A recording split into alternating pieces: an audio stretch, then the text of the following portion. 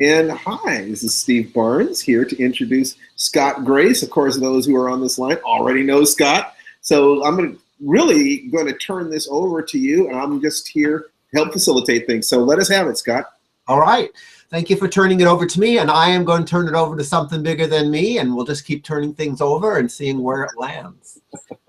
I love this topic. Ease is just something I'm so passionate about. I was given the gift of being able to allow songs to be born in the moment through me, seemingly without effort. And my primary prayer and intention is to have the rest of my life be as graceful, as fluid, as in the flow as when I am channeling or improvising songs. I want my whole life to be improvised in the flow.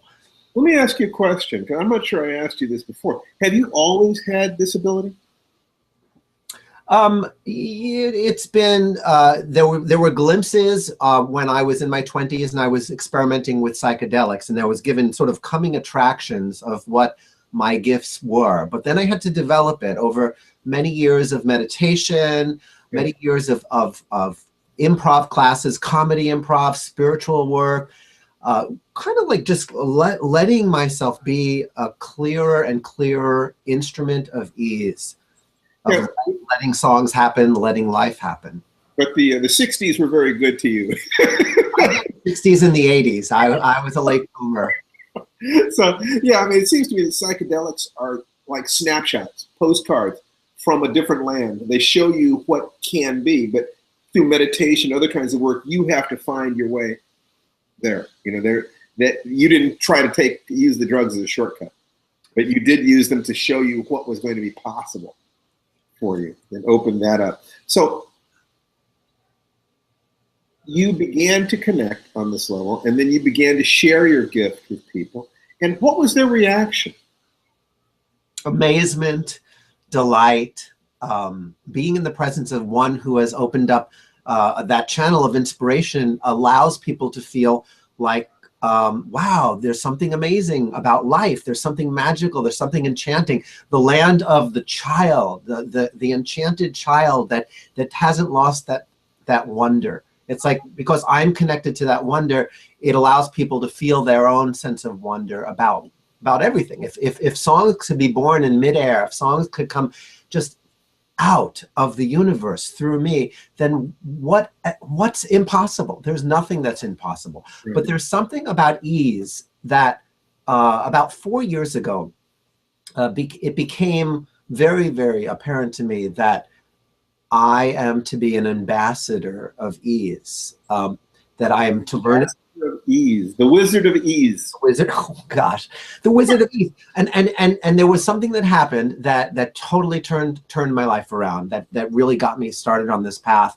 And it was, I for 20 years, I had been a musician that came to Rowe Camp and Conference Center in Rowe, Massachusetts, which is like a little Esalen, it's a little Omega. It's a place where workshops and those kinds of things happen. And every Memorial Day weekend, it's been 25 years now, every Memorial Day weekend, I traveled to Rowe Camp and Conference Center to do the music for a weekend on relationships by my friends and mentors, Joyce and Barry Vassell.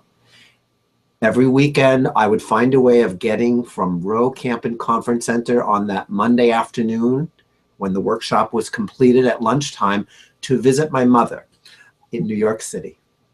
And it was a hassle. It was a big deal. I had CDs, I had suitcases, I was on tour. It was the beginning of a 2-week tour. And I had my CDs, and then eventually I had my book, and I had it all packed in suitcases. And I very often would have to take public transportation, bus, train, and it was taxing. It was just a struggle.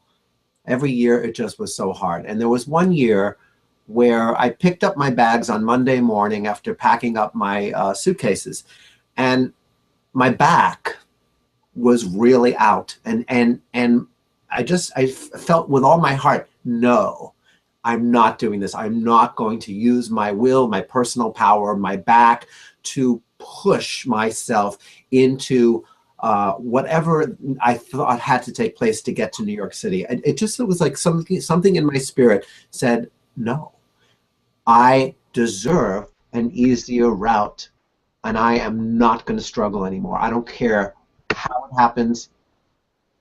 Can you see me? Yes. Okay, for some reason I lost. All right, so I put those bags down.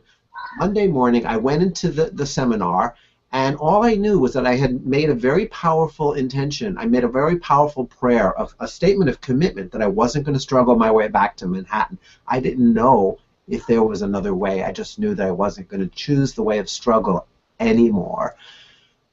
My back wouldn't allow me. My inner child wouldn't allow me. So I walked into the seminar, and there was somebody there who came over to me while I was just sort of packing up my CDs, and he said, so where are you off to next? And I said, so somehow I'm going to get to Manhattan. And he goes, oh, that's where we're headed. And I said, oh, really? Because people's name tags had where they were from, and his name tag said Connecticut. Nobody's name tag said New York City, otherwise I would have asked them for a lift. But he told me, oh, we have an apartment in Manhattan, and we're heading there. And I said, he said, where are you going? And I said, Midtown Manhattan. He goes, that's where we're going. And he said, where does your mother live? And I told him the exact address, and he said, that's where our apartment is, same building. So I was given a lift. That's amazing. My mother's front door. Didn't have to even lug the suitcases. He was really generous in taking them to my mother's front door. And from that point onward, struggle became a thing of the past. It became something that I, like smoking cigarettes, something that I don't do anymore. You know, like it's a habit, and I learned it, and I thought it was the only thing I could do. Now it's like, whoa, I'm not going to pick up those bags. Whatever those bags may be, it's my old reality, no longer my current reality. And what I find is that life has been taking really good care of me. As long as I'm willing to not pick up those bags, the flow of the universe shows me another way, an easier way to get things done, to allow income and outcomes that are favorable. One thing that has been happening, so it's been 4 years since that experience, and I have a friend in New York City who volunteered that he has a BMW convertible, and he said, Scott, I hardly use it. Why don't you take it on these weekends? So I've been taking his BMW convertible. So it's been easy for me to get up there as soon as I made that commitment to my own worthiness. When you say your commitment to your worthiness, yeah. Tell us a little bit more about that if you think that is appropriate. I think the root cause of struggle is several beliefs that are not in harmony with the universe, and one of them is I deserve to suffer. I deserve to struggle. Life has to be hard for it to have value. Life has to be hard for it to have value. Something to create strength, to create wisdom, to create something. I have to overcome the hurdles of life in order to feel good about myself or to become wise. There's many subtleties to this belief, but I think underneath all of that pushing and struggling and working hard is the belief that somehow we are separate from grace. And whether you call that the grace of God or just life itself, whether you have a belief system that includes religion or not, doesn't matter to me. I'm not here promoting any kind of belief, but for those people who are ready and thirsty, I am promoting the idea that we can learn to work in a more co-creative way with the forces of nature. Well, how do we do that? What's the first step, Scott? Well, the beautiful thing about this is that it's already within us because of our Creator, because of the way dolphins smile, because of the way children play, because of the way in the season of spring flowers blossom. It's already our natural state to flow easily through life, co-creatively, with a masculine and a feminine energy that, in a sense, takes turns and works together to flow, and also sometimes to exert, to effort, but not in a way that pushes against anything, but just in a way that works in harmony. The left side of the brain, the right side of the brain, the masculine, the feminine. That is our true nature. That's how we are already designed to be. That is human nature. So the real question isn't so much how do we get there, but how can we unlearn the ways, the programming, the things that we have learned that prevent us from being in our dolphin-like true nature. So it's really more of an unlearning process than a learning process. And I have a real fun poem that I think more than technique I can share, just allowing this poem to take you on a journey. This poem is a little bit like, oh gosh, how can I describe it? It's like by listening to this poem and breathing with it and just allowing it to entertain you, it's as if I'm taking you on a journey. And without the mushrooms, without the medicine, you are going to be going on a journey with me. Well, please, sure. Yeah. Ah. Yeah, take a nice deep breath. Feel your feet on the floor.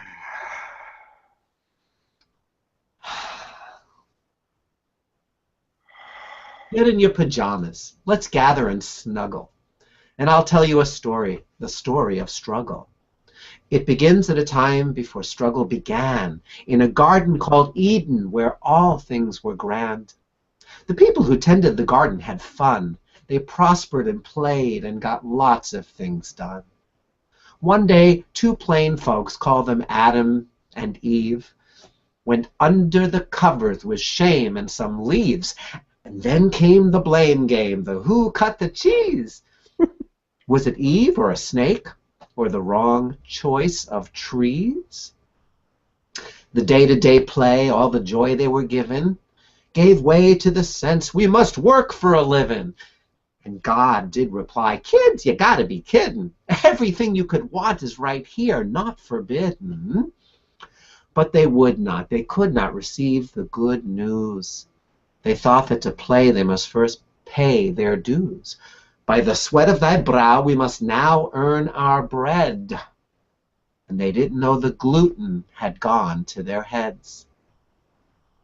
Then they passed this confusion right on to their kids, hiding their loins with more leaves from more figs, teaching their offspring original sin, who then passed it off to their nextest of kin. And they made their cause noble, they justified pain. To suffer's God's will. No pain means no gain. And if you have suffered through life unabated, when you die, your rewards card will be activated. That's when you cash in all your hard sacrifices and rest up in heaven with the rest of the righteous. And so, human beings, we assumed the position of forgetting God's love didn't come with conditions. We dreamed up a God with a list of demands, with rules and with judgments and a whip in his hands. Over the seas came the pure Puritans to spread the work ethic all over the land. The pleasures of life must not ever be trusted. If you dare enjoy sex, you're eternally busted. God sits on a cloud with his one only son, and they both wear a frown if you have too much fun. But if you can grab a bull right by its horns, well then God is pleased and might send less shit storms. And then on your tombstone, your tribute might say, she worked hard for the money and toiled each day. He played by the rules, never did make a scene, and here lies his body, along with his dreams.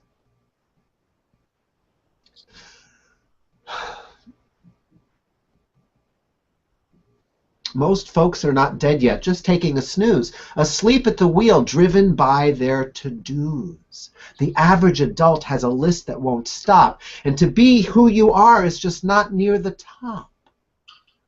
But when your to-bes become priorities, you can fly through to-dos with the greatest of ease. But when your to-dos make to-bes disappear, you get caught in to-do-dos right up to your ears. So what in the world is this thing, struggling? Allow me to define it, this world-famous thing. It's trying and trying and trying so hard with your own ego strength that is no match for God's. You're doing your best, and it's very courageous, but I'll do it myself is not self-advantageous. Yet when you join hands with the powers that be, then your source takes the lead, and she leads you for free. So struggling's simply a well-worn belief, and beliefs can be bygones replaced and released. See, what's a belief but a thought you've been thinking so long and so hard that it's doing some stinking? And when you can smell your own moldy beliefs, you break out of the mold and you get some relief. By now, are you thinking, enough is enough? There's life beyond struggle. I just got to trust. Then, woohoo, you're ready to drop that belief and reclaim what's under your ancient fig leaf. Because under your cover, there's nothing to hide. Under your cover, there's nothing to hide. That slippery serpent's been speaking some jive. We don't work for a living.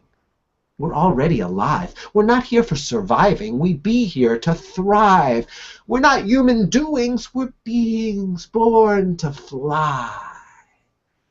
So get out your cell phone and send out a text to your family and friends, all your loved nervous wrecks, and tell them their nerves need no longer be taxed. They can travel downstream and be much more relaxed.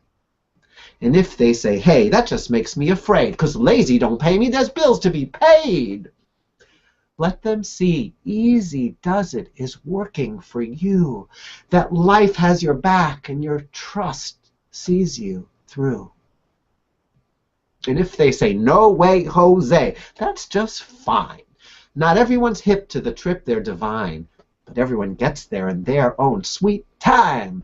And you help them the most when you're staying aligned. I'm staying aligned, staying aligned. And so, when your isness becomes your main business, you feel just like Santa the eve before Christmas. There's so much to give and so much to receive, and it happens as easy as breath when you breathe.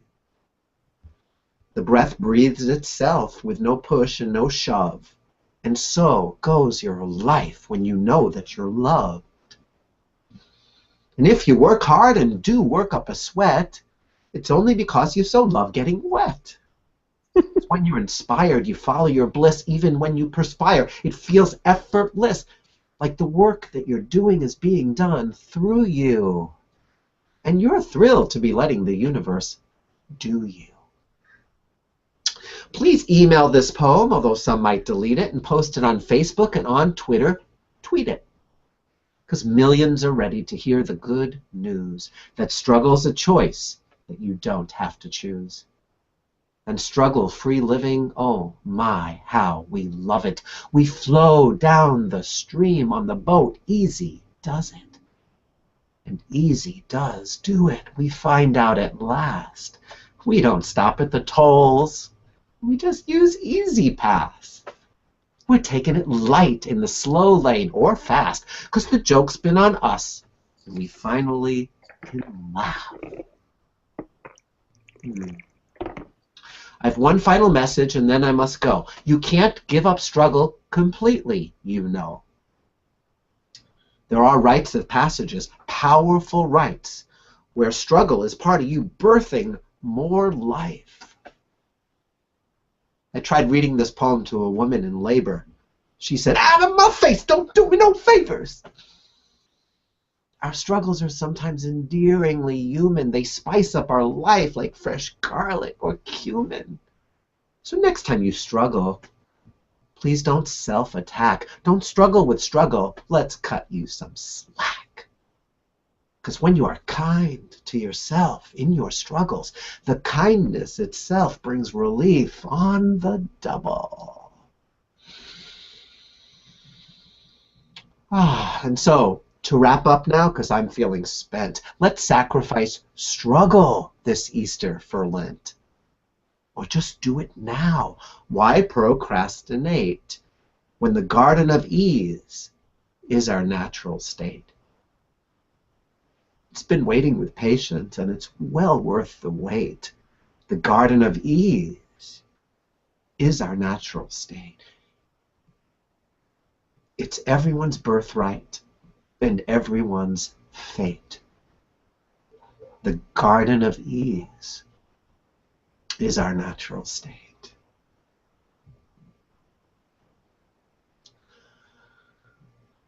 I'll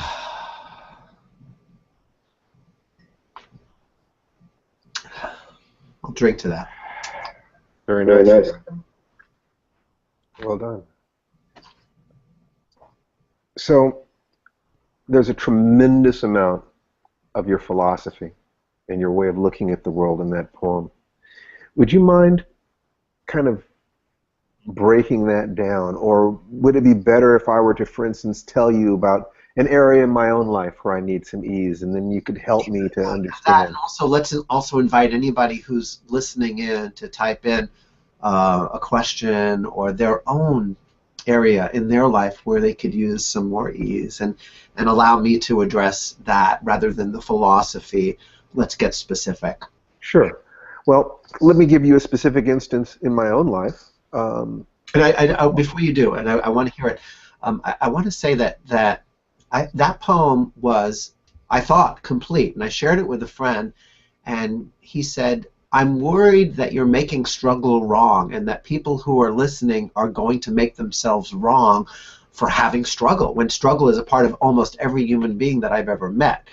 You know, like, and so I took that to heart, and I put in the line about try reading this poem to a woman in labor. You know, our struggles are sometimes endearingly human. They spice up our life. I really, the poem wasn't complete until we put that in. When I say we, because I work with let's say a committee. Right. Well, we've got a comment here. Yeah. Got something. Let's say. So I'd love a song around ease of trusting in life, loving myself, letting my purpose come to me, allowing life to unfold, feeling abundant and empowered despite some appearances. Yeah. Yeah. Isn't that beautiful? The way he said that, it's like he's so clear about what needs to happen. And I want to say to you, Michael, and I'd be happy to pick up the guitar, but just like you're so clear that right now trying to make something happen is the only thing between you and something coming to you. Like you're that close. And it's just that you have this programming that most of us have, that you have to pick up a fist, you have to pick up, you have to, take those oars and paddle against the current in order for something to happen. Whereas if you just relax, the boat will turn, and you'll go with the current. And yes, good things will come to you, and you'll feel inspired by your own selfish desires, your own playful spirit to move in the direction that life wants you to move, and it'll be a co-creation.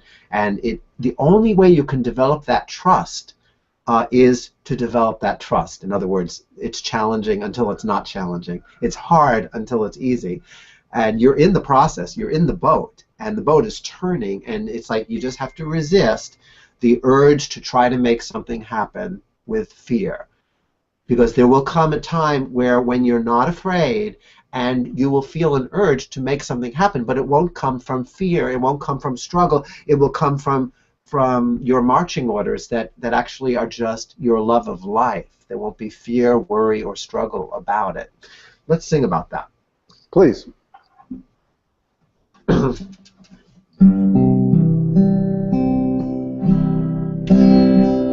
So I'm asking you to resist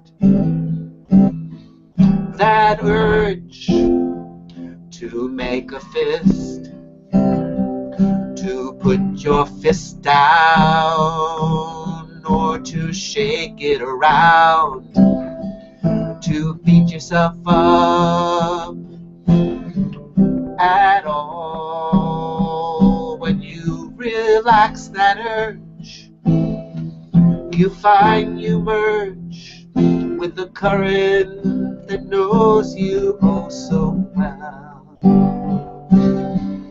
and it takes you gently down the stream. You don't have to row your boat towards your dream, you just let it flow, and the urgency does grow. Like a garden, you know the seeds you've planted planted long ago. In perfect time will sprout and grow.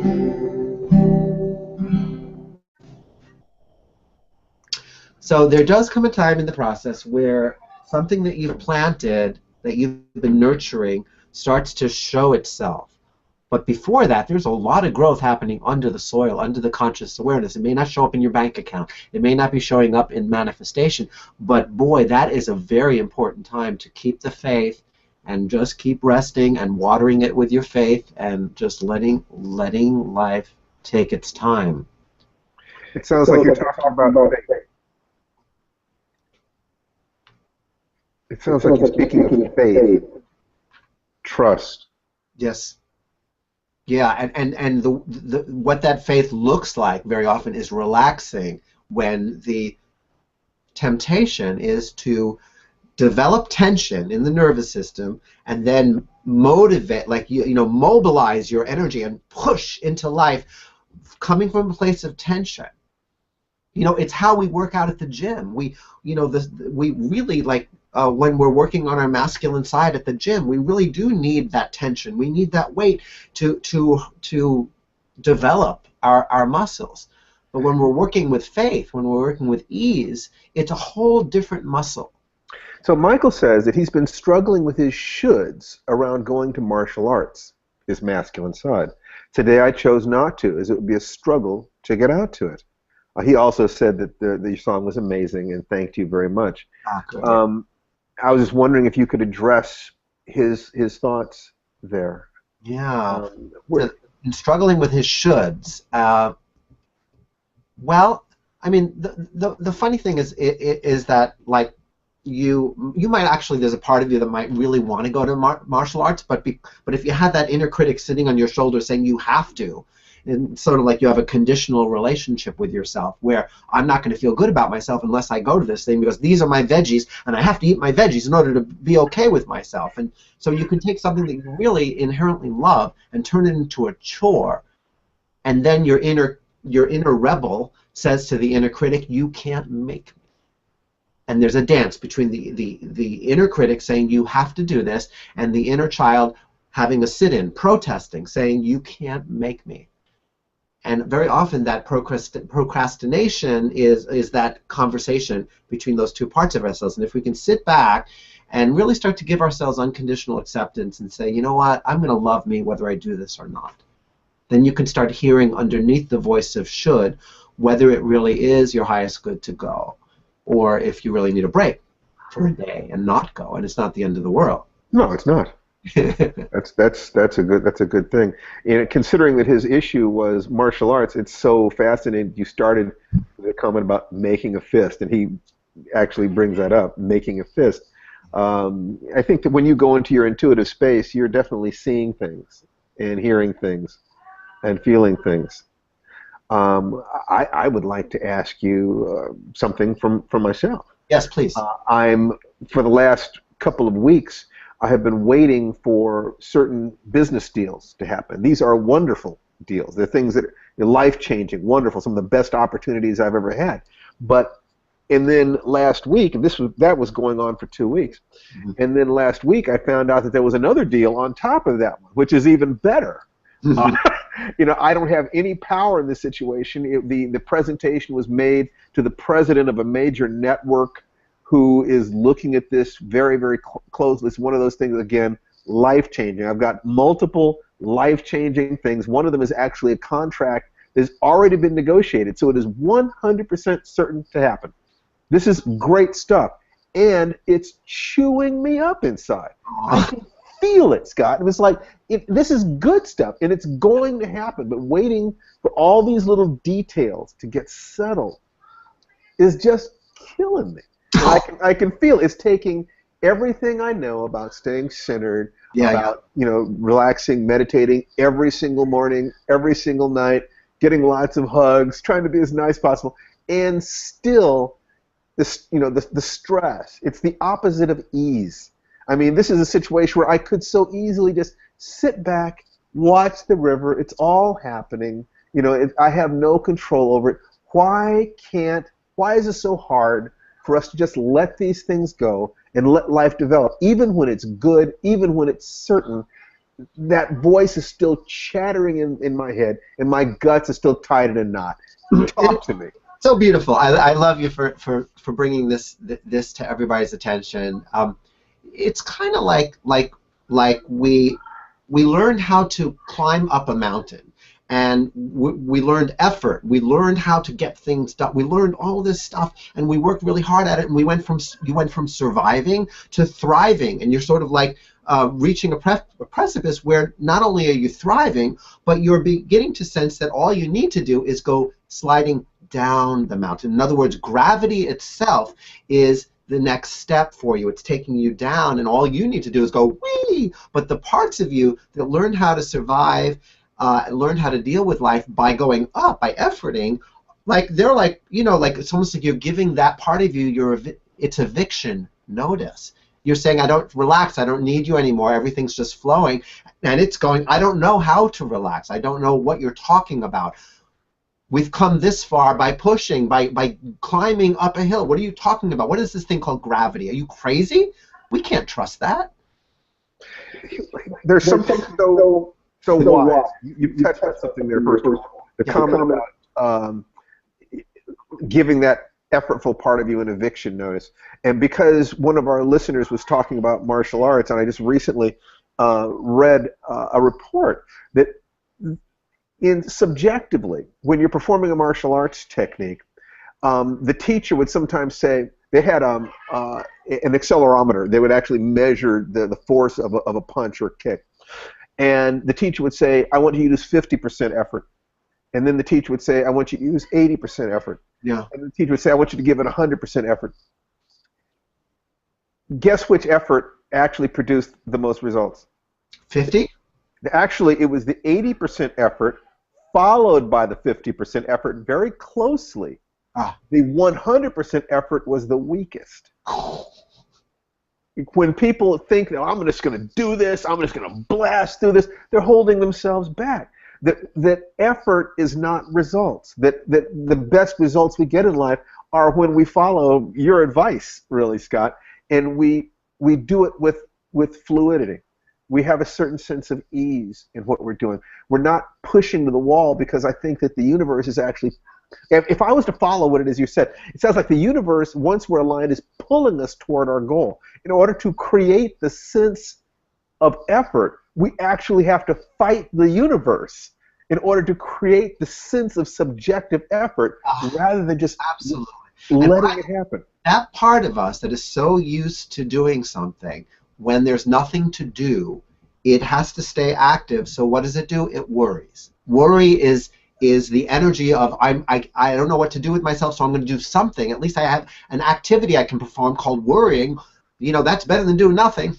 How self-destructive is that? How destructive to our dreams is that? Well, it doesn't have to be, because if you can just witness that part of you and have a smile and a laugh, witness it from a cloud, from the Buddha cloud, and say, hello, I see you, you're doing your best to take care of me, I love you, and you can relax. And if you can't relax, that's okay too, because I am the witness.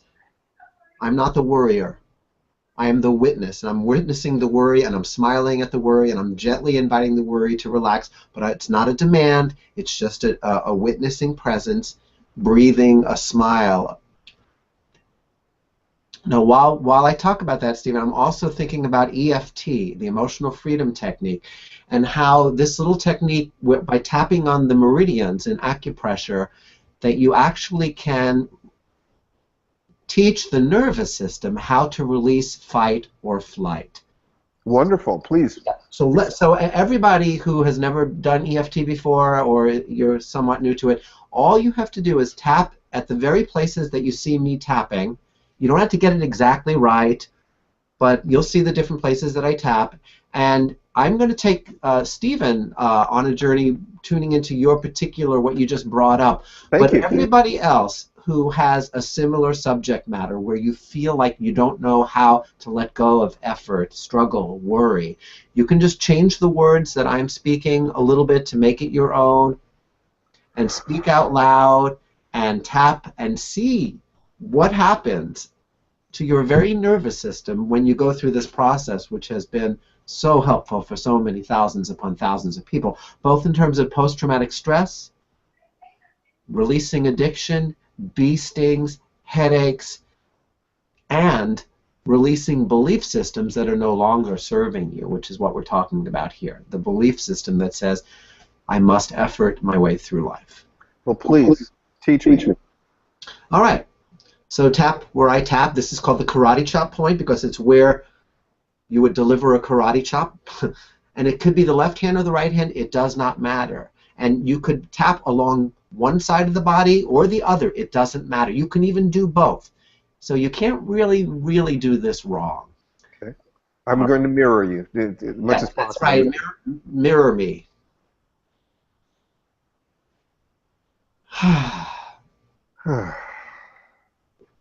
Even though part of me is freaking out.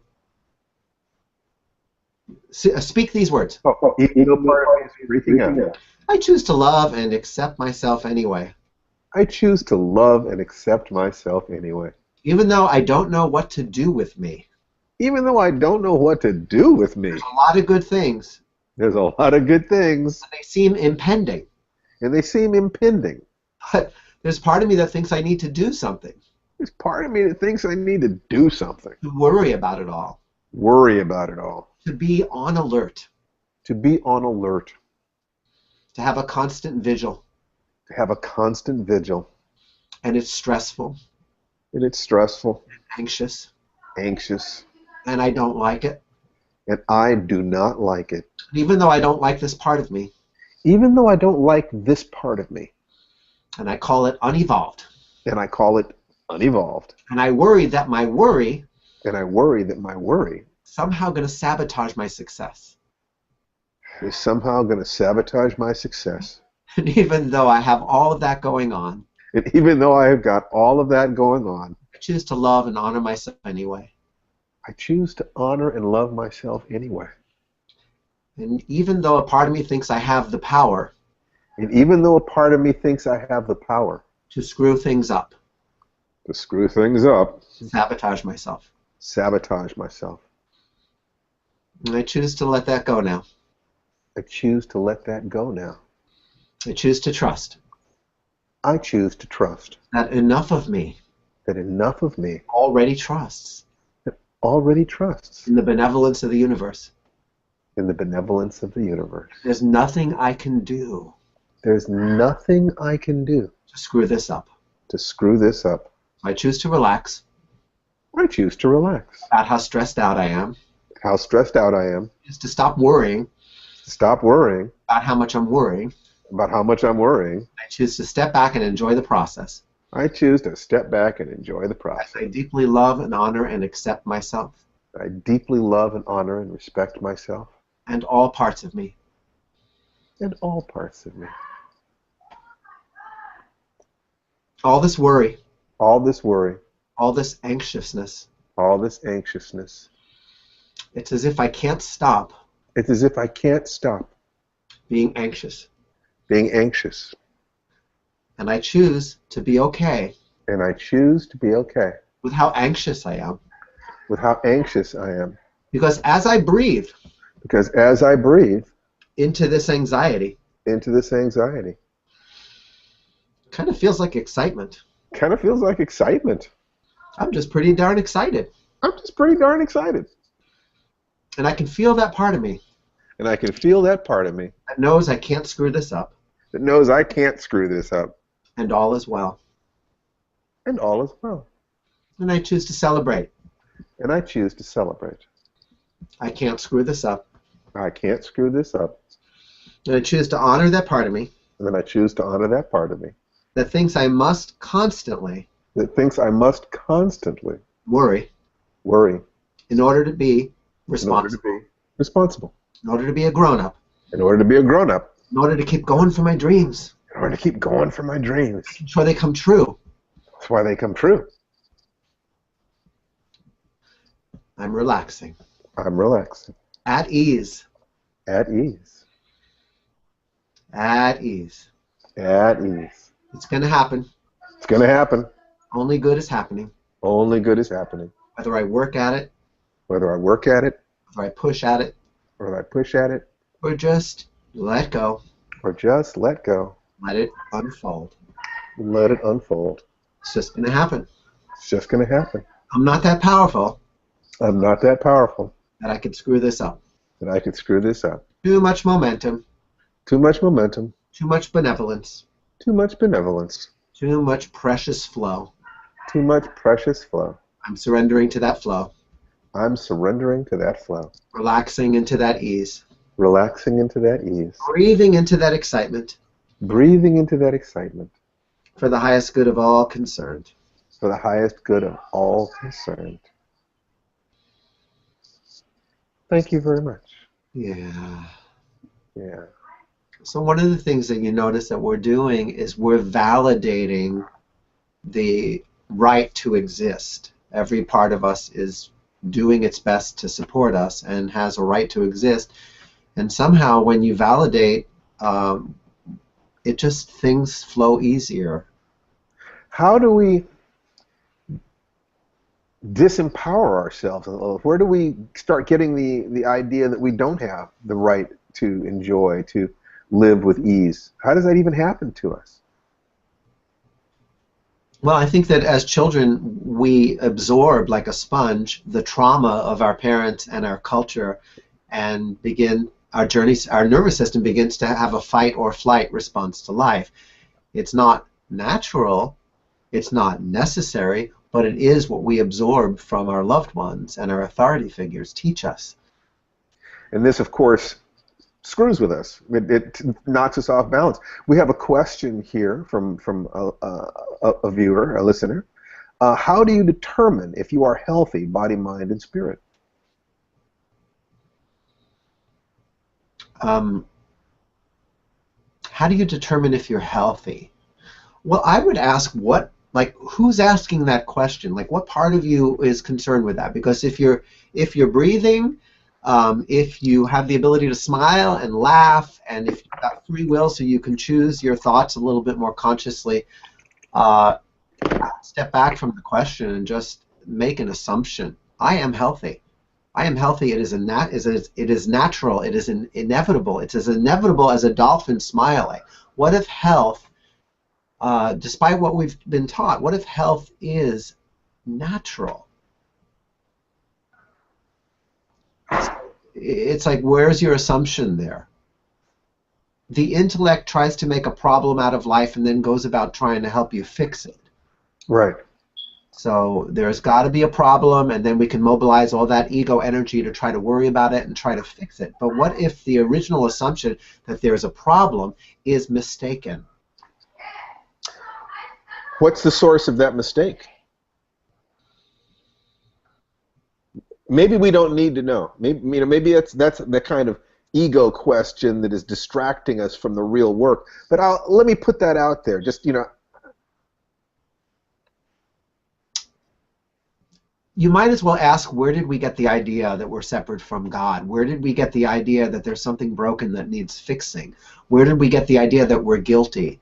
Where did we get the idea? And the idea came from our parents, and it came from our culture, and it came from, the Puritans brought it from Europe. But then before that, who cares? Who knows? Because we can really, from this moment on, undo that. Yeah, I like your answer, who cares? Yeah.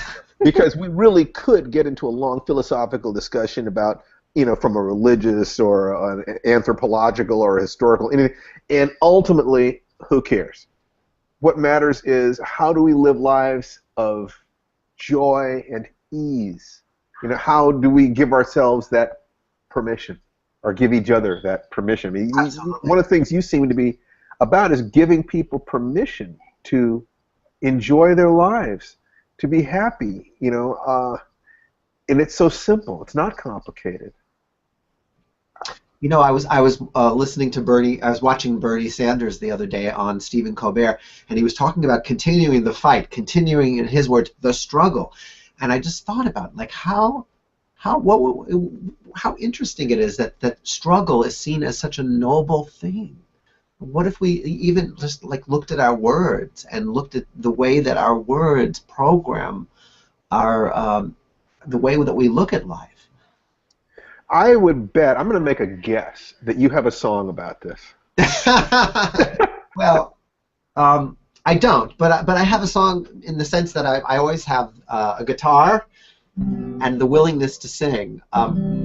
So this song is going to be about, and I want you to look at this. Those of you that are listening and are with me, or who have purchased this in another moment in time, look at like the strokes that you get from your culture, the strokes that you give to yourself when you've worked hard to overcome something, or when you work hard 9 to 5, or when you push yourself at the gym, and look at like how much validation and strokes do you give yourself when you do things easily, when you stay in bed, when you take bubble baths.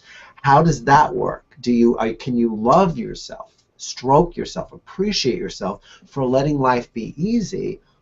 Or how ingrained is it that the only way you can love and appreciate yourself is when you work hard and struggle with something, to fight the good fight? Right.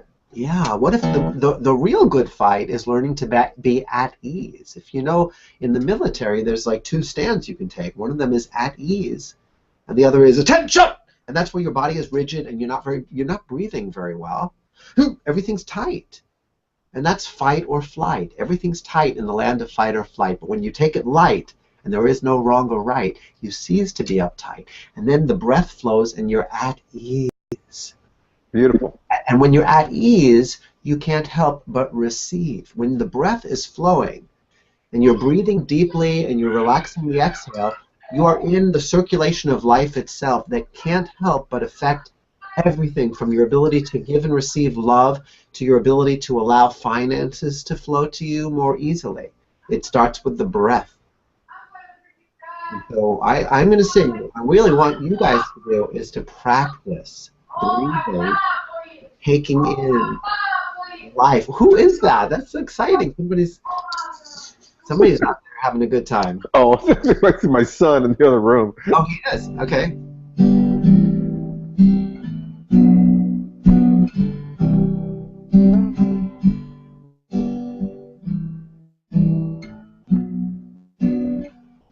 Permission to be at ease, to gently just breathe.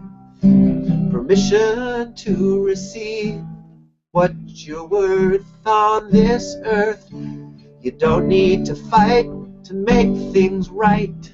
You already have an appetite just to take in life. Don't need to push or shove to be worthy of love. You already are a child of God. So if life just seems so hard, holy child of God, let us take a breath and receive.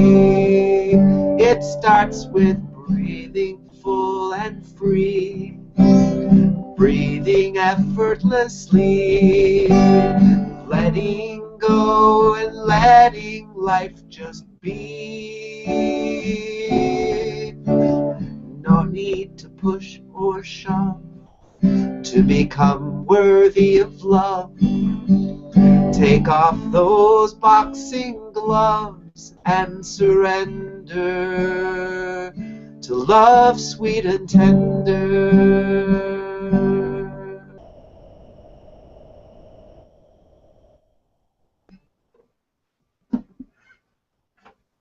Thank you. Yeah.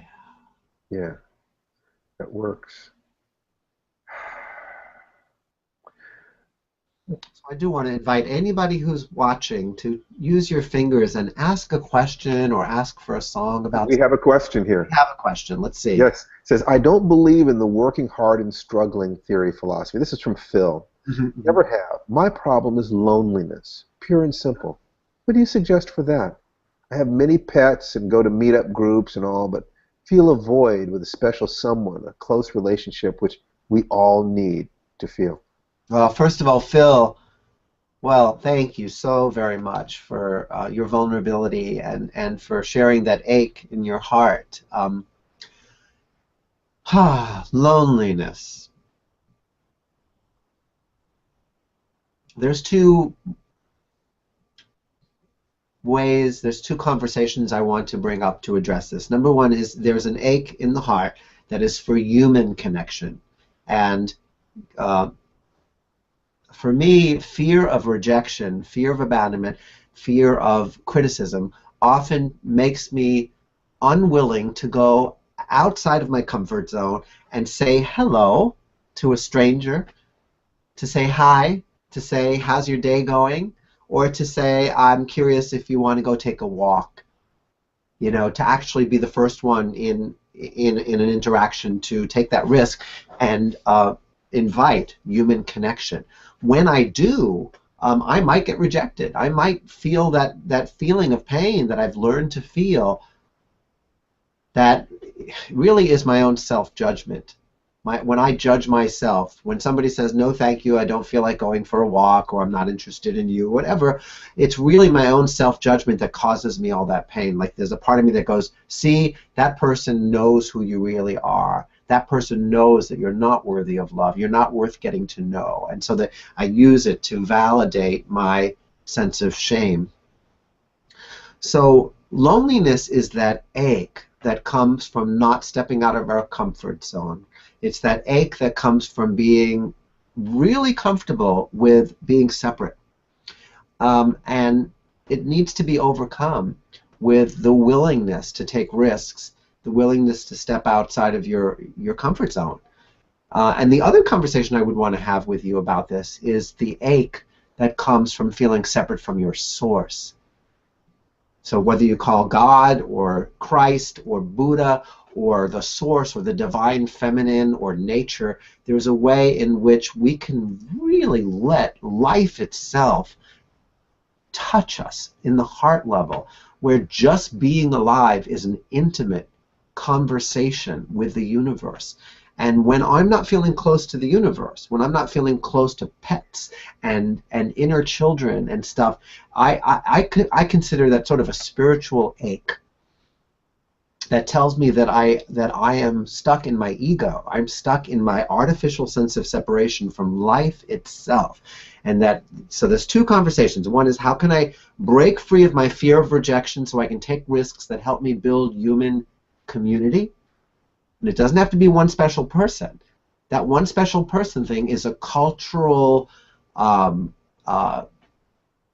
strategy to meet the need for connection. It may be that, you know, some of us walk this earth without that special one person. Mother Teresa did not go to bed every night thinking, God, thank you for giving me all of this wonderful work, but when am I going to meet my soulmate? And, you know, that soulmate idea is cultural. It's not programmed into it's not human nature to need one person to meet our needs for intimacy. And there's nothing wrong with having that person. There's nothing wrong with dreaming that.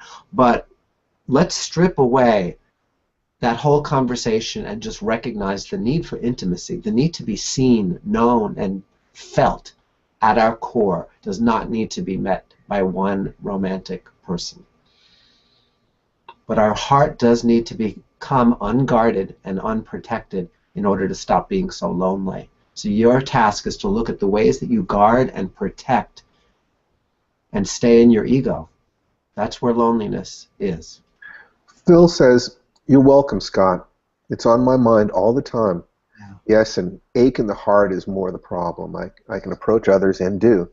But I enjoy being with folks I have something in common with, so we can enjoy things in common. Yeah. Absolutely. Okay. So if Phil has more thoughts on that, love to hear that. We had one listener says that society says I need to be a size 4 to be healthy. there are a lot of unfair body image Yes, yes. insistences on us. What I'm sure you've dealt with people who've said many things about that. Would you do us a favor and spend a few minutes on that? Let's just like everybody take a moment to isolate what your story is that helps you feel separate, helps you feel like there's something wrong with you, helps you feel like a victim, because it may be about your body image. For me, I hit 53 and I was going through this really dark night, and I thought, I'm all washed up. I'm all washed up at 53, and I just heaped truckloads of shame upon myself because I was believing my story. And so whatever your story is, and of course you can blame society. Yeah, society is sick.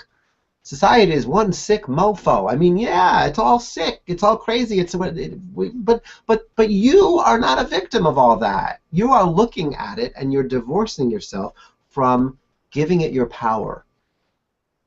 So please, let's end this victim thing. Because society is sick doesn't mean you have to suffer. We're all on a quest to become more than who we were taught we must be. And that quest is where our life force is. It's an adventure. So your ego and society may join forces to tell you that only a certain body image is worthy of self-love or even the love of somebody else, that nobody's going to find you sexy.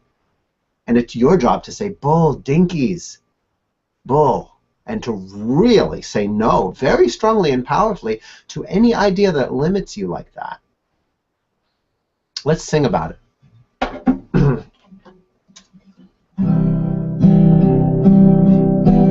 I am not limited. There's much more. I don't need to be some kind of perfect size 4.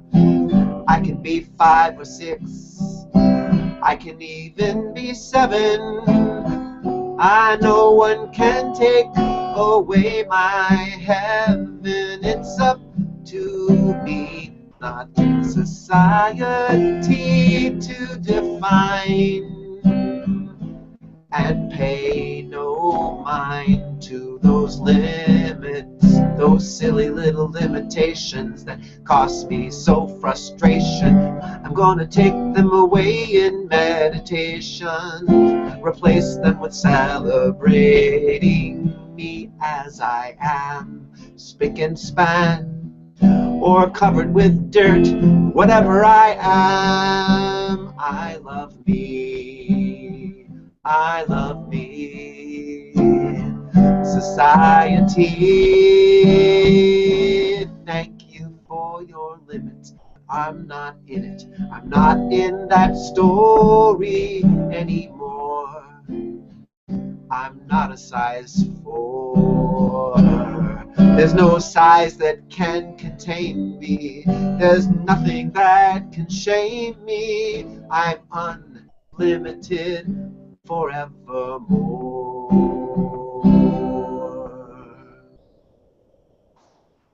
Thank you. That was really nice. Yeah, you could have rhymed 11 with heaven too. There was part of me that wanted to go there, and then 747 and 711. Yeah, it was all in there, but I have to sort of contain myself. Just oh, absolutely. No. It was beautiful. It was beautiful. Phil has another thought for us. I think that Phil might be somebody who's on the line today that we can really connect to here. Phil is being very, very open with us, and that's a beautiful thing. A lot of courage there, Phil. Yeah. Because I feel happiest when connecting with my pets or a person who really sees me and I him. When we share closeness and validate each other's hopes and dreams. Unfortunately, this is rare. It's been a long time for me, so I feel lonely, pure and simple. My pets keep me afloat. Mm-hmm. Pets are wonderful, aren't they? Yeah, I just want to give you a big, big hug from over here to you, a hug, and if I could look you in the eyes right now, from my cyberspace land to your cyberspace land, as if there was no distance between us, I just want to give you a hug, because I don't see your loneliness as something that needs to be fixed. And it's just something I just want to honor, that you've been lonely for a long time, and I've been there, and I know what it feels like, and I don't like it when people try to fix it and offer me very, practical solutions when it's just something that aches. So I just want to honor your ache, Phil, and thank you for sharing it with me and for all of us that feel that loneliness. I think a lot of people feel it, even people who are in relationship. Sometimes we use relationship to try to fill up that loneliness. And sometimes we use work. We get very meaningfully involved in work and making money and filling our life with busyness and obligations and child rearing. And underneath all of that activity and all that responsibility, if we stripped it away, that ache, that loneliness might just be there for all of us. I would love to hear what you think about this. Phil says, right, I don't like it either when people try to fix it. So instead of trying to fix it when someone comes to us and expresses in that way, what should we do? If we want to help, what should I think the greatest thing we can say is, I acknowledge your pain, and would you like a hug? I see that you're in pain, and would you like a hug? Or even just keep it at that. But the more we come from an urge to fix it, the more we're actually not able to share space with that person. And it's like that urge to fix comes from, I'm not comfortable with my own loneliness. I'm not comfortable with the hurting child inside of myself, so I can't share space with your pain. I have to try to medicate it with a philosophy or a technique that's going to make it go away so I can feel more comfortable. So I think the greatest gift we can give each other is to just be with each other without trying to make anything go away. Wow. Do you find that attitude, that approach, is a little bit gender-based, that men tend to be the ones who are always trying to fix things, that where really what's is more needed or will be more appropriate is just sharing the space? Yeah, men are going for solutions and for fixing, and John Gray has covered this so beautifully that it's a woman's task to teach men that just listening is the greatest way they can fix something. You know, like you can be so helpful just by listening, like that is fixing something. So the male part of our brain, it learns to take it easy. And it's very interesting to go back to the conversation that we're having here in this webinar about incorporating more ease in our life, because it does mean relaxing that male side of our brain that thinks that there is a problem and that it needs to be fixed with strenuous effort. And it's like teaching that part of the brain that you can relax. We learn that when we meditate. We learn that with Tai Chi. We learn the art of doing nothing, and that doing nothing is something. It's special. It's power. Phil says, good, authentic conversations help too. But most folks are pretty superficial or in a hurry, so they don't engage in deep conversations, I find. Yeah. Are we in too much of a hurry to be able to accept ease into our lives?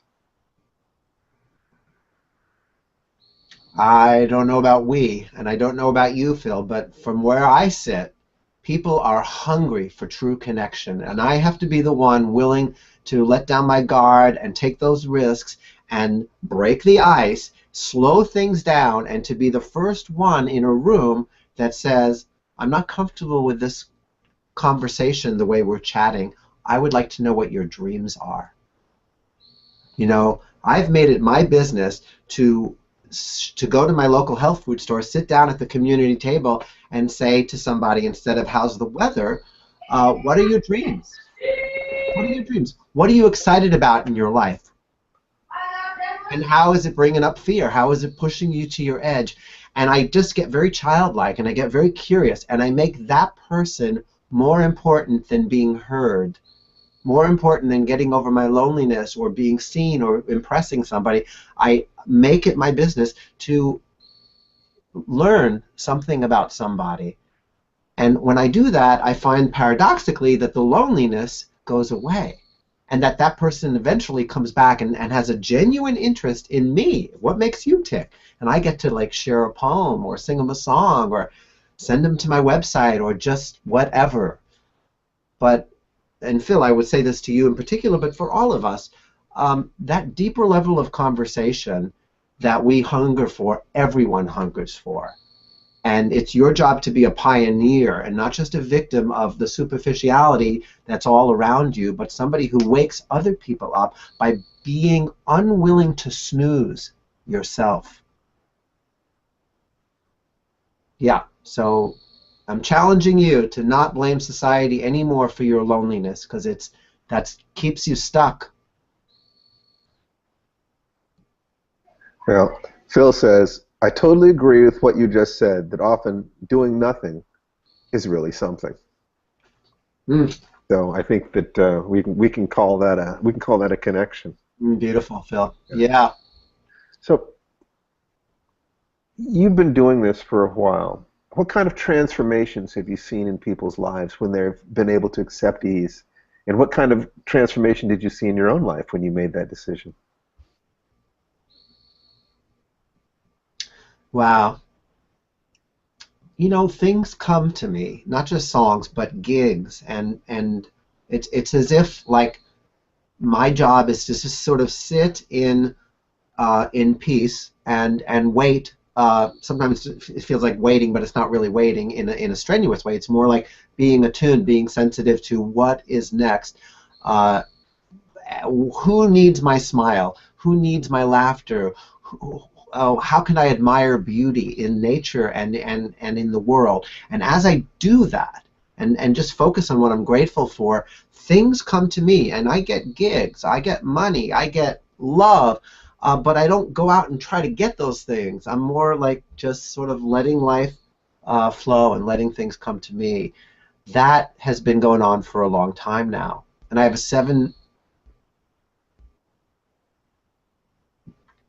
7-year-old daughter.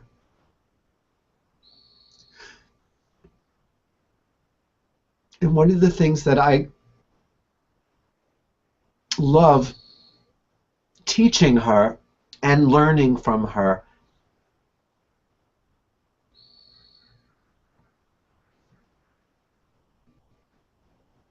is this sense that life is benevolent, that there is an innocence and a playfulness and a synchronicity wrapped up in each moment. She assumes that life is benevolent, that life is constantly, unconditionally loving her. And because I nor her mother have gotten in the way of that love affair with life and with self, it's going to continue. And I am in that love affair with my own life and with the benevolence of the universe. And I refuse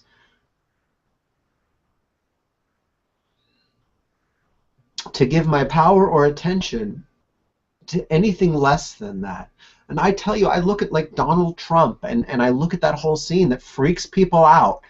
And I love it. I love him. I love the whole freaking dance of craziness and evolution and the way everybody's doing their very best. I don't feel very threatened by victims and villains and Donald Trumps and Hillary Clintons. I don't give my power to what's going on outside of me. We had a comment that I think might dovetail here, Yeah. so I wanted to offer to. So this is from Michael. It says, Phil, at times I felt I could only give real love, feel true love for a cat. It didn't feel real with other people. I think this came down to me not feeling love for myself. Thoughts, Scott? Well, cats, dogs, and children, any creature that has innocence and is not burying their innocence is a reflection of who we really are. And if you can create that connection and feel that innocence and have that love because your cat is sharing that presence with you, then so be it. And if you could expand it to children, and if you could volunteer, like instead of feeling like, oh, there's something I'm missing from life and I'm lonely and there's an ache, to actually assume that what you're most missing is giving of yourself, to give your gift, to volunteer, to volunteer and take care of pets, and take care of the elderly, and take care of children, take care of life, and see the innocence in the elderly and in the helpless, and you will be so filled up by your own loving that the idea that somehow you're missing something will be something from the past. It'll be something that you, oh, I remember when I used to tell that story. I remember how convincing it was. I remember how lonely I felt. But now I'm too busy doing something else. The thing I like about what you really said, what you just said, is that I think ordinarily what I would have expected is that you would have addressed the question, how do I learn to love myself? And you did do that indirectly by saying, put your attention on loving others, loving the helpless. And when you do that, you're automatically filling yourself up. I don't want to put words in your mouth here, but it sounds like you're saying that if you can give yourself away in these ways, you will be filling your own heart, and one of these days you'll look back and say, oh, I remember when I didn't used to love myself. It's not an issue now. I just, is that accurate? Am I mis? There's so many ways of feeling better and learning to love ourselves, and one of them is to just forget about it and go out and love people, and then you'll see the reflection of your own self-love in those relationships. But that's not the only way. It's just something I felt inspired to share, especially for Phil. But the other thing is to have conscious, consistent conversations over and over again with your inner child, and tell yourself how beautiful you are, and reparent that child until there's nothing left going on but that conversation of love, until there's just no room in there for another conversation. That reparenting is, I think that most people, when they're so hungry for a relationship, for romance, what they're really hungry for is to reparent themselves until that conversation of, I love you, Scott, I love you, Phil, is so there. It's romantic, it's palpable, it's beautiful, it's gentle. That's what we're looking for in relationships. And once we find it within ourselves, then our soulmates just come knocking on our door. They just can't help but find our email address. You have there's a whole ocean of possibilities because of what you're tapped into, Scott. So there's a part of me that wants to lead the conversation. There's another part of me that says, what question do you wish people asked you that you don't get asked? Because quite often it seems like you wait to be invited to say certain things. But if you were given a blank check, a universal invitation into our lives to offer us something, and know that what you said would be welcome to us, that maybe we're too shy to ask, what would you offer us?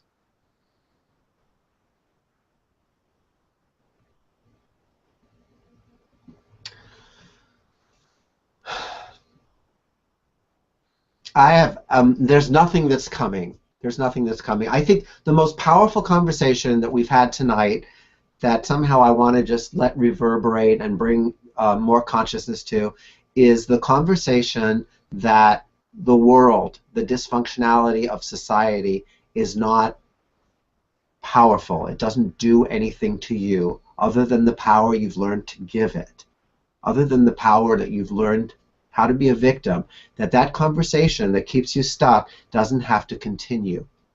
And I think that you all, and we've all had like a real powerful reminder that it's the conversation in our head that keeps us stuck, not other people. There is no desert out there. We are not wandering around in a desert. We have lush tropical rainforest going on here. We have an important question. Indeed. Yes. And not all these questions have been important, but we have one that I wanted to make certain that we addressed. Okay. Switching gears, Scott, I lost my close friend Mike, 44, to suicide last January. We're both HSPs, highly sensitive people, and offered hope and friendship to one another. Now he's gone. And I don't have that close friendship and support anymore. He couldn't take it anymore. I'm so sad.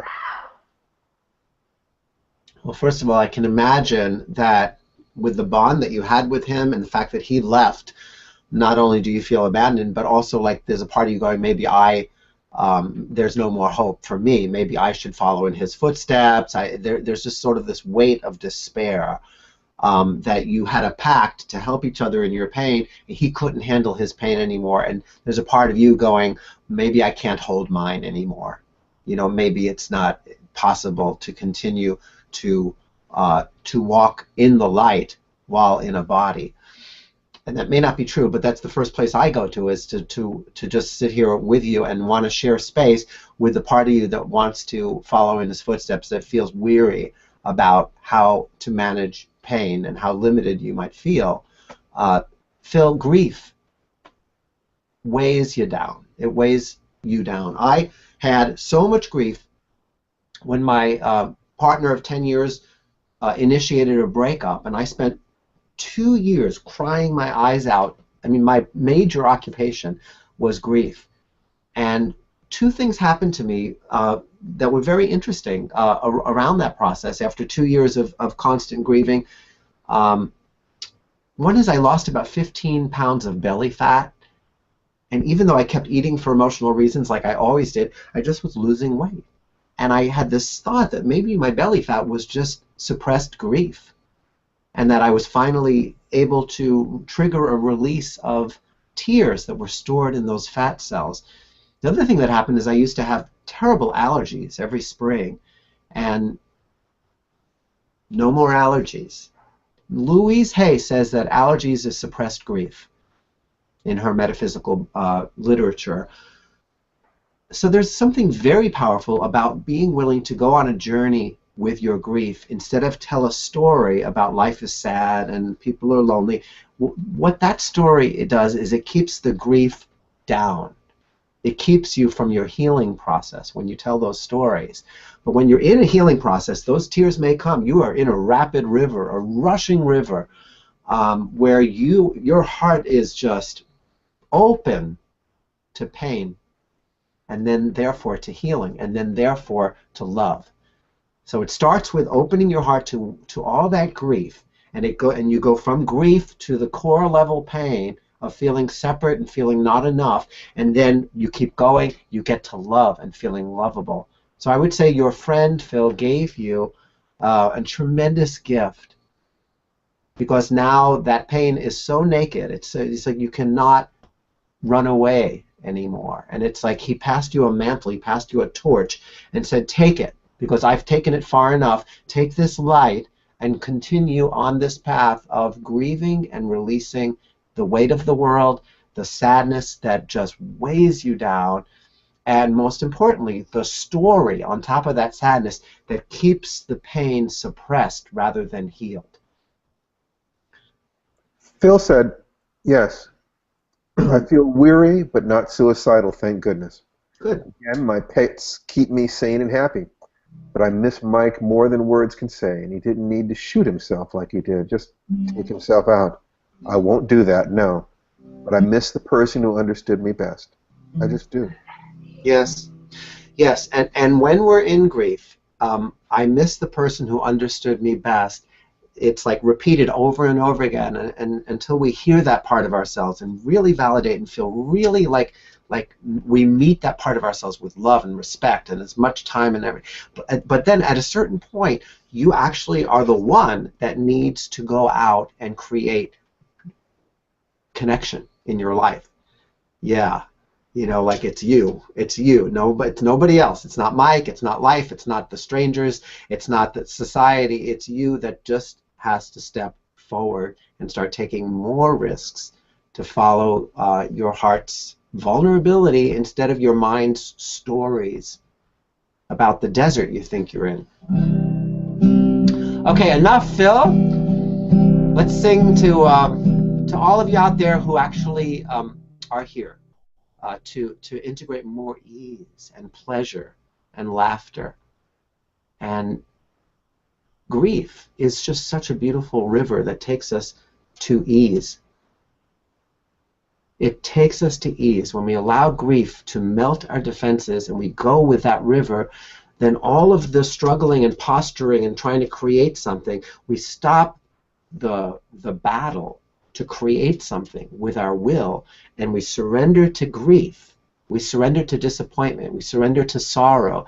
And then we sort of melt. And in that melting, the river of grief takes us to peace and acceptance. And from that place, joy, the inner child, begins to sort of like come in and snuggle with us. So Stephen Levine said that the most happiest people he ever met are the ones who have deeply investigated their own suffering.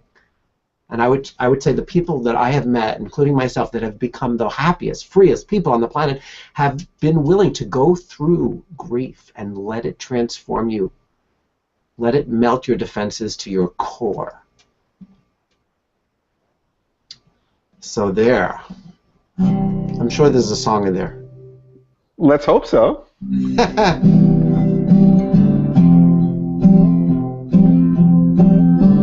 Let's surrender to something tender inside and take that ride. There's some water that takes us to the order of the divine flow inside. When we cry those tears, we melt into another feeling, another point of view. We melt our egos and we pull on through. Oh, the journey is tears and laughter. Let me laugh all my laughter and cry all my tears. Let me love the clouds as much as the sun, and then I'll have fun. A new story's begun. When the old one is done, the light shines through. My ancient points of view, my point of view, changes every moment and every day. From I've got to struggle to it's okay. From there's something to fight to it's all right. From there's something I need to overcome to let's just have some fun. From struggle to snuggle. It's a pretty simple choice, and it's like there's a voice inside that will guide you home. It's a voice that reminds you you're never alone. It's a voice that's very still and very quiet. And if you go on a steady diet of listening to that kindness inside, the kind voice within that knows no sin, that knows no separation, that only knows a permanent vacation from struggle.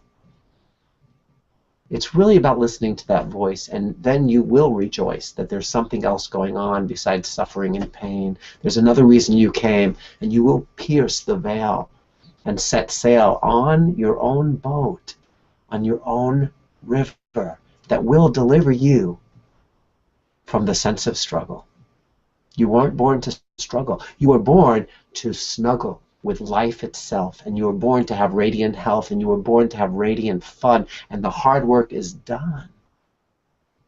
The hard work is done. You did the hard work. You climbed up the mountain, and now life is springing like a fountain and letting gravity take you down. So you take another look around, and you see that life itself supports and surrounds you and takes care of you. Enough said. I would, our time is growing short. I would like for our listeners, if there are any comments or questions. Oh, Phil says, I love you. And it's hard not to love someone who gives as much love as you give, Scott. If we have any closing requests or comments from the people who are listening that Scott could address, let's give it a shot. Yeah. But otherwise, yeah, just some closing words. I like to remember when we're talking about ease, the different songs in our culture that remind us to take it easy. Like, take it easy, take it easy. Or I'm easy like Sunday morning. There's a lot of songs that help us relax and take it easy. And they are songs that remind us that fight or flight is not the only game in town. There's a whole other gland besides the adrenaline. It's called the pineal gland. And it's right here. And when we step outside the voice of fear and the voice of drama and struggle, the adrenaline calms down enough so that really there's just the pineal. And the pineal actually is the voice of the intuitive side of ourselves that knows how to let life happen instead of make things happen. And I want to leave you with the thought that we all have within us everything we need to flourish and succeed effortlessly, joyfully, downstream. And if I can support you as a life coach, my CDs, my book, if there's anything I can do to support you, go to my website, check out my services, www.scottsongs.com, SCOTTSONGS.com. That is beautiful, Scott. Yeah. Thank you so much. I know that the people on today and those who are going to be listening and watching this in the future, like I said, the most important thing to me is I always figure that there's someone out there who needs to hear it. It could be thousands of people in the audience or just a couple of people in the audience, and the universe sorts it out in the way that's best for the universe, and we're just part of that process. So I know that you helped people today. Gotcha. I have zero doubt. Chess game. I'm happy. That's right. And thank you everybody for joining us. And Stephen, thank you so much. You bring out the best in me. I so appreciate you. Oh, you're very welcome. We will meet one day in person. And until that time, here's a cyber hug, Scott. You're a genuinely good human being. You're a genuinely good human being. And it's a pleasure to help you get out to the world. So you take care, and to everyone out there, take care. Have a wonderful, wonderful day, wonderful life, wonderful summer. Take care. Bye, everyone.